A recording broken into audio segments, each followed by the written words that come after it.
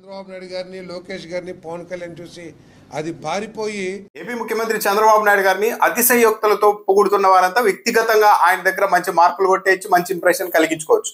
కానీ వీళ్ళు చేస్తున్న ఈ మాటల కారణంగా చంద్రబాబు నాయుడు గారు ప్రజల్లో నవ్వులు పాలవుతున్నారు. మీడియా సంస్థలే అనుకుంటే ఇప్పుడు ఏకంగా మంత్రి పార్థసారథి గారు కూడా ఆ జాబితాలోకి చేర్పారు. ప్రధానమైన తెలుగుదేశం పార్టీకి మద్దతుగా ఉన్న టీవీ ఛానళ్లలో ఒకరేమో చంద్రబాబు నాయుడుకి తుఫాను మోకరిల్లిందంటారు, ఇంకొకరేమో చంద్రబాబు నాయుడు గారు తుఫాన్ని పట్టుకొని పక్కకు మళ్లించేంత వ్యక్తి అంటారు, ఇంకొకరేమో ఎక్కడ తుఫాన్ వచ్చినా కూడా చంద్రబాబు నాయుడు గారి దగ్గరే సలహాలు తీసుకుంటున్నారని మరొకరు మాట్లాడుతున్నారు. అప్పట్లో రోసయ్య గారు కూడా తుఫాన్ సమయంలో చంద్రబాబు నాయుడు గారి నుంచి సలహాలు తీసుకున్నారని ఇంకొకరు. ఇలా రకరకాలుగా టీవీ ఛానల్లో చేస్తున్న వ్యాఖ్యల కారణంగా ఇప్పటికే విపరీతంగా సోషల్ మీడియాలో ట్రోలింగ్ జరుగుతోంది. ఇప్పుడు మంత్రి పార్థసారథి గారు అయితే ఇక ఊహాతీతంగా వ్యాఖ్యలు చేసేశారు. ఆయన చెప్తున్నారు, ఆర్టీజీఎస్ లో చంద్రబాబు నాయుడు గారు, లోకేష్ గారు, పవన్ కళ్యాణ్ గారు ఉండడం చూసి తుఫాను పారిపోయి తెలంగాణలో వర్షం కురిసిందని ప్రజలు అనుకుంటున్నారు అని పార్థసారథి గారు చెప్తున్నారు.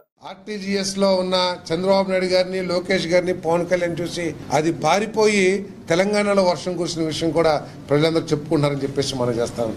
ఆ ప్రజలు ఎవరు?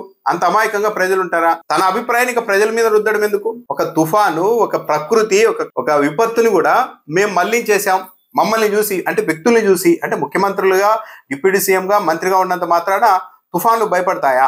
అంటే ఇప్పుడు తెలంగాణలో రేవంత్ రెడ్డి చేతగాని వారా అయితే ఈ లెక్కన రేవంత్ రెడ్డి గారు? ఇక్కడ చంద్రబాబు నాయుడు గారు, పవన్ కళ్యాణ్ గారు, లోకేష్ గారు ఉన్నారు కాబట్టి తుఫాను భయపడి పారిపోయి తెలంగాణలో వర్షం కురిసింది అంటున్నారు. అంటే రేవంత్ రెడ్డి గారు అంటే తుఫానుకు భయం లేదా?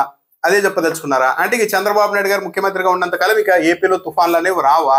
అదృష్టం బాగుండి తుఫాను తీవ్రత తగ్గింది తీరం దాటే సమయంలో. దానికి కూడా చంద్రబాబు నాయుడు గారు, పవన్ కళ్యాణ్ గారు, లోకేష్ గారే కారణమని స్వయంగా మంత్రులు చెప్తూ ఉన్నారంటే ప్రకృతితో గేమ్స్ ఆడుతున్నారు. రేపు ప్రొద్దున ఇంకో తుఫాను వచ్చి అసాధారణ స్థాయిలో డ్యామేజ్ చేయదు అని గ్యారెంటీ ఉందా? అప్పుడు ఏం మాట్లాడతారు?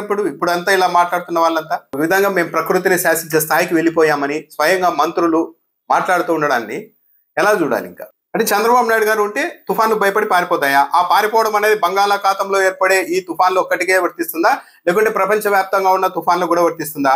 ఒకవేళ నిజంగానే తుఫాన్లు చంద్రబాబు నాయుడు గారు, పవన్ కళ్యాణ్ గారు, నారా లోకేష్ గారు ఒక చోట కూర్చొని గదిలో మానిటర్ చేస్తే తుఫాన్లు పారిపోయి పక్క రాష్ట్రాల మీద, పక్క దేశాల మీద వర్షం కురిసే పరిస్థితి ఉంటే ఇక ఎక్కడ అసాధారణ తుఫాన్లు వచ్చినా సరే అక్కడికి చంద్రబాబు నాయుడు గారిని తీసుకెళ్లొచ్చు కదా.